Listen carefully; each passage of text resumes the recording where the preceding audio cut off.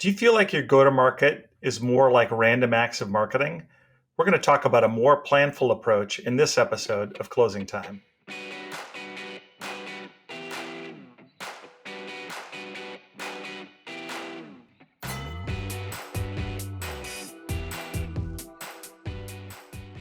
Thanks for tuning into Closing Time, the show for go-to-market leaders. My name is Chip House.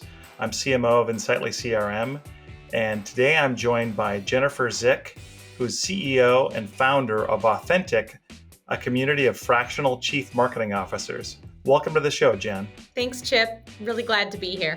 Hey, Jen, before we kick in, do you want to just tell us a little bit more about Authentic? I would be glad to. So I started Authentic in 2017 without even knowing the term fractional CMO. I just knew that there had to be a better way to help small growing businesses move further, faster with marketing strategy. And I wanted to create a pathway through bringing experienced marketing leadership to the table on a part-time, flexible basis. That led me down the path of discovering fractional as a category and being one of the pioneers in the fractional CMO space.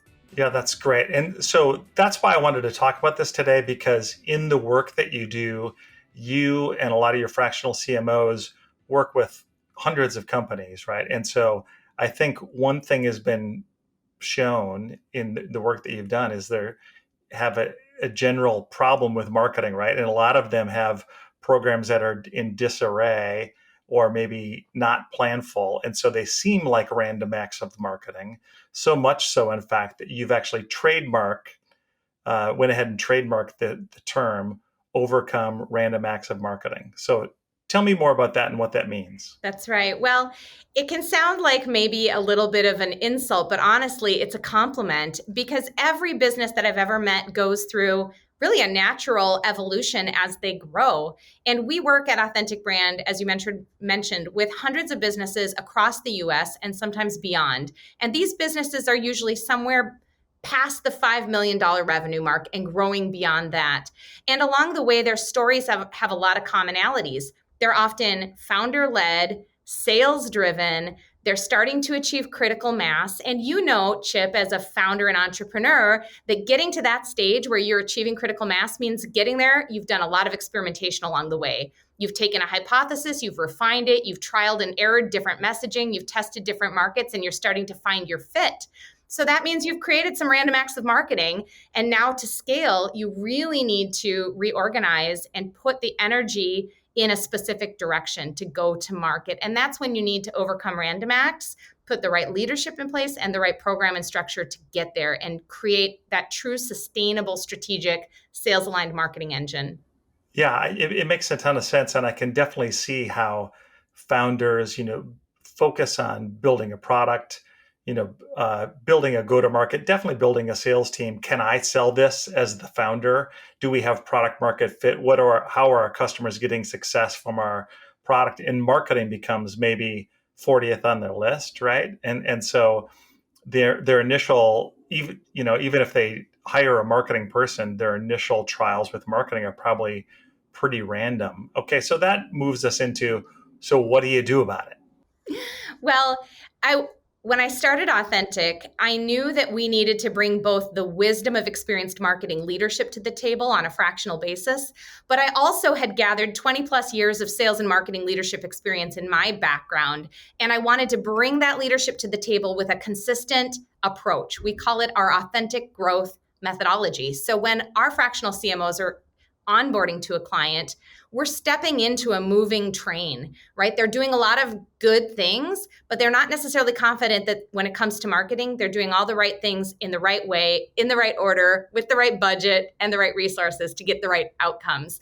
So we've leveraged our methodology, which has continued to be shaped by all of our CMOs, to bring some tools to the table quickly for audit and assessment. So we're looking at quantitative and qualitative inputs and data from revenue teams and leaders in the company to quickly help assess where are the strengths, where are the gaps, and what needs to be laid down in terms of foundation to accelerate results and help guide execution. So that's really where we start when we onboard, is quickly wrap our arms around the current situation and do a bit of a SWOT analysis so that we can help bring forward an initial marketing action plan to be the catalyst for an ongoing strategic evolution for them.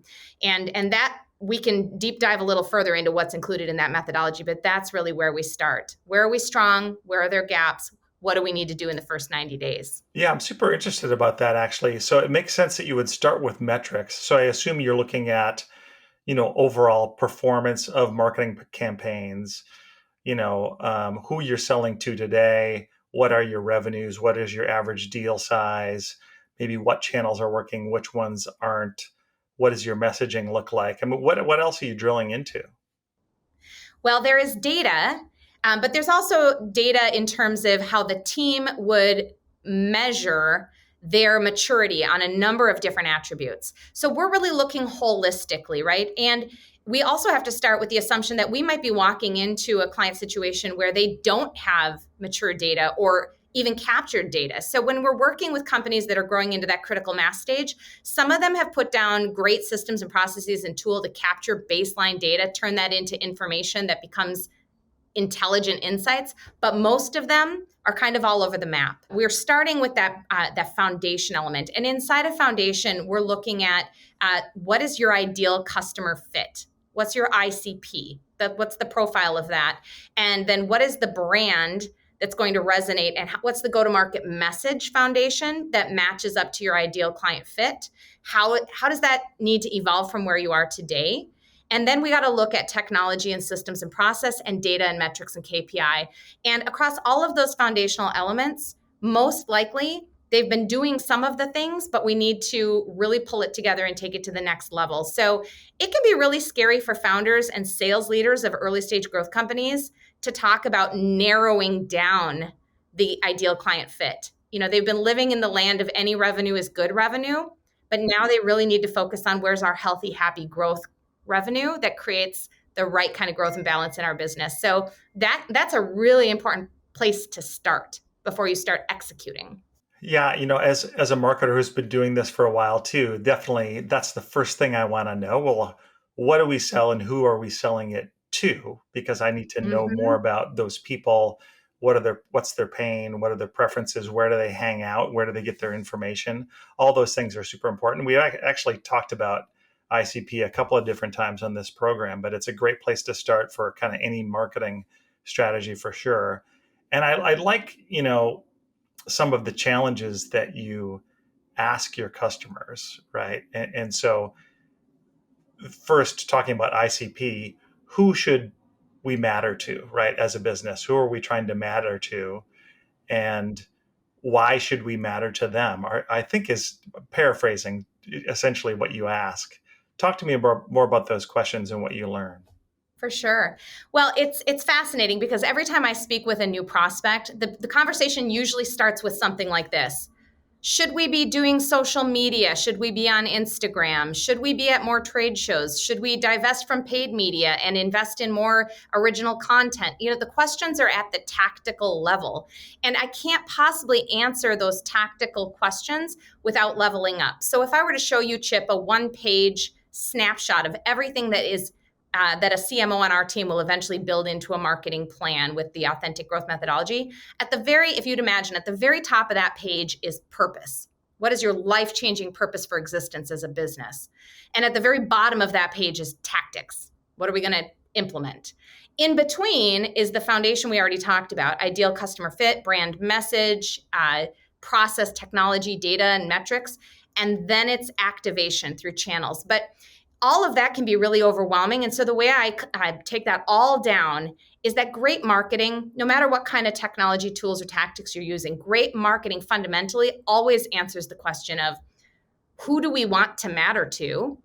Why should we matter to them? How do we enter their natural habitat?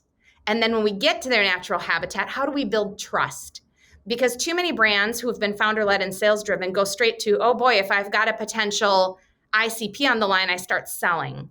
But it's really more about establishing trust in your brand, credibility, being the kind of brand that will bring them back around when they do have a buying need. And so that's the foundation of great marketing. That is where our authentic growth methodology really takes a client, is stitching together from your purpose for existence down to tactical execution.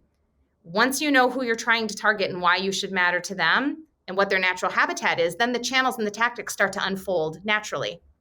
Yeah, I love that. And when I think about entering any market, you first need to have somebody know you, like you, trust you, and you need to have a good idea of who you're trying to appeal to, and have hopefully some sort of lofty vision and reason for existing in the first place. So I think the cascading method you talk about makes a ton of sense.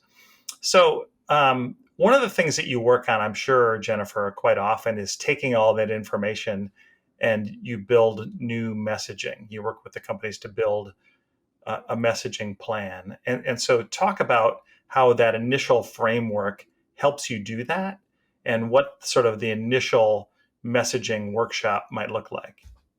Yeah.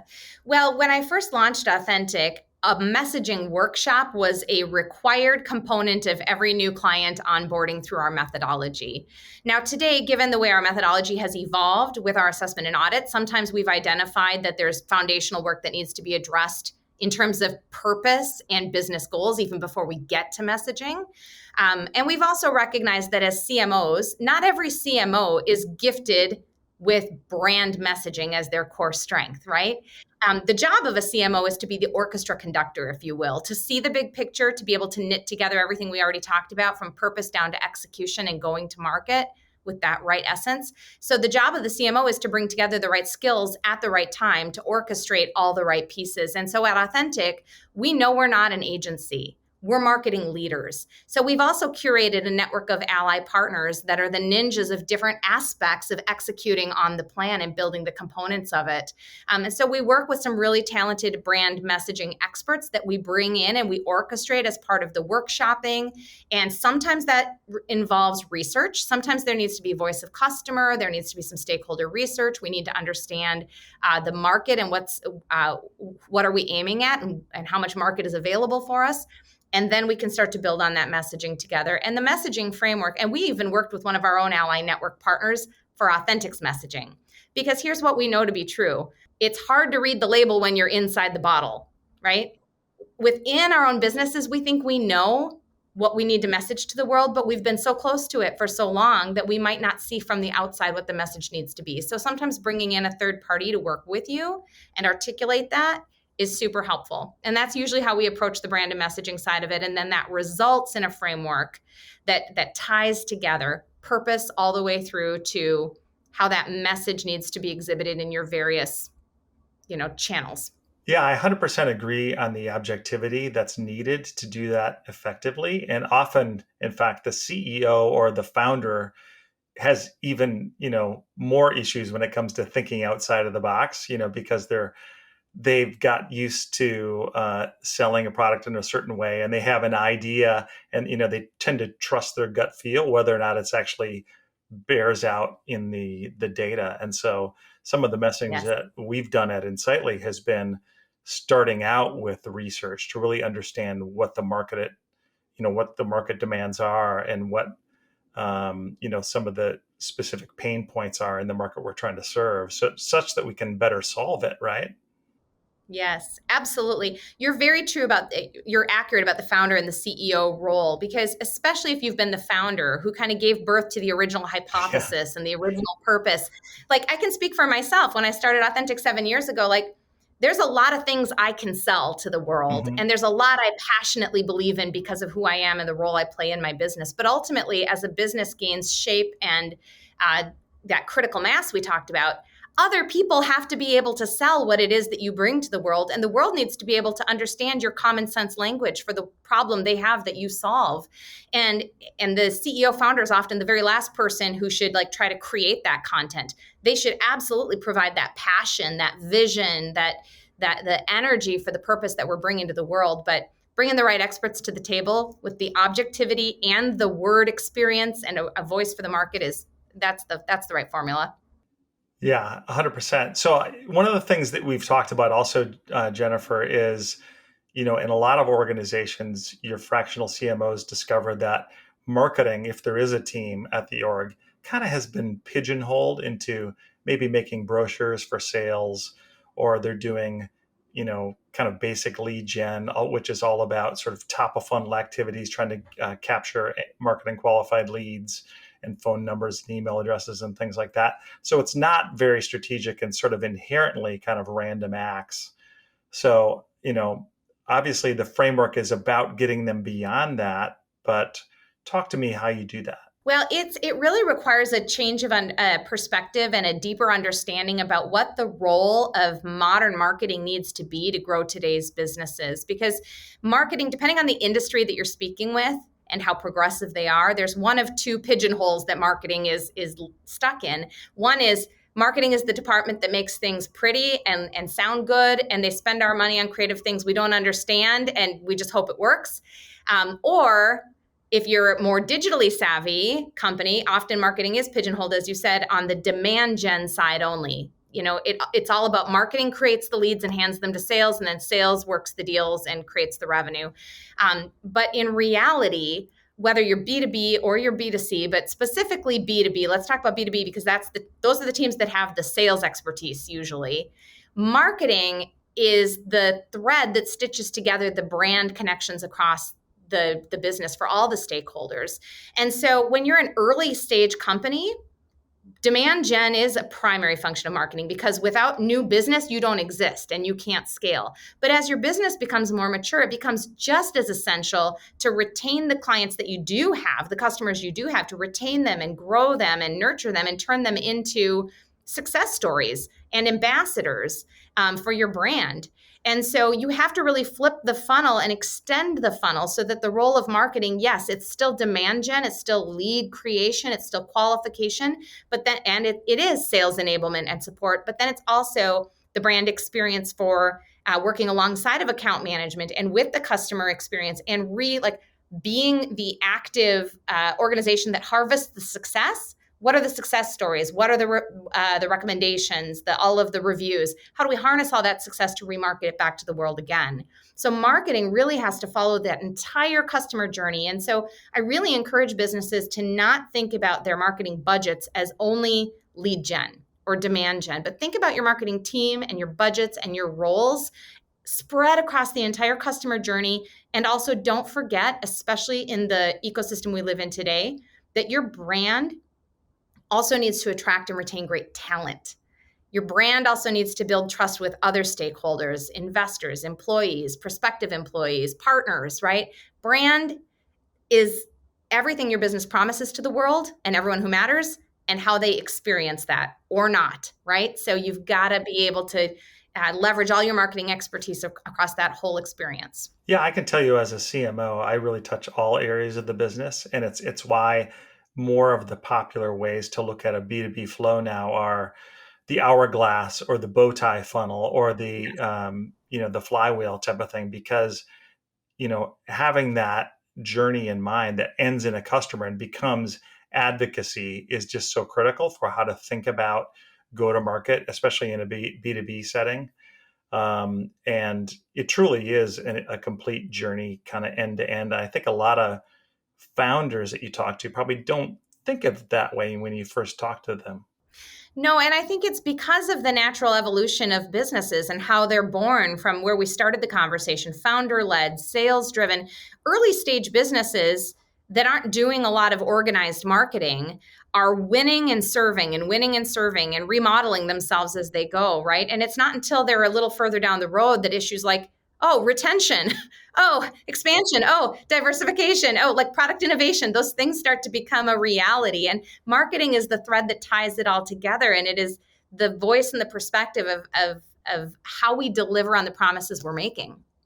We've talked to so many sales leaders, frankly, Jen, on closing time, and it's great to talk marketing with somebody. So I've really enjoyed this. So I'm going to put you on the spot. So looking into the future, because you mentioned the future of marketing, what is the 2024, 2025 sort of near term future for B2B marketing? Well, the biggest talked about innovation space among our CMOs as we're looking into the next year or two is all around AI. And this is why we love having a CMO mindshare community where we collaborate. We have a Slack channel that goes 24/7 and a team that meets every week.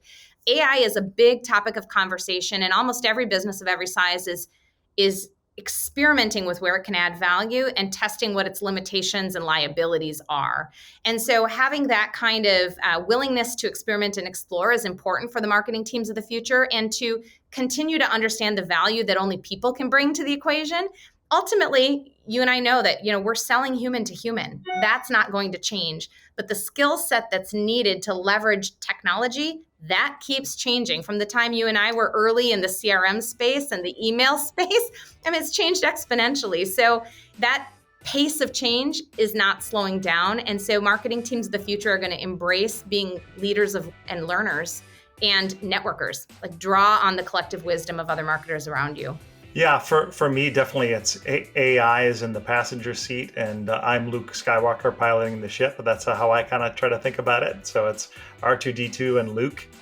And I think that's the best way to think about it as a marketer, at least right now, and that could change. So Jen, I really enjoyed it. Thanks so much for your thoughts today, and hopefully we'll have you back next time. Thank you, Chip. It's been a joy to spend some time with you. Yeah, it's always great to talk to another marketer and another Minnesotan, by the way. So, yes. And to all of you, thank you for joining us on this episode of Closing Time, and we'll see you next time.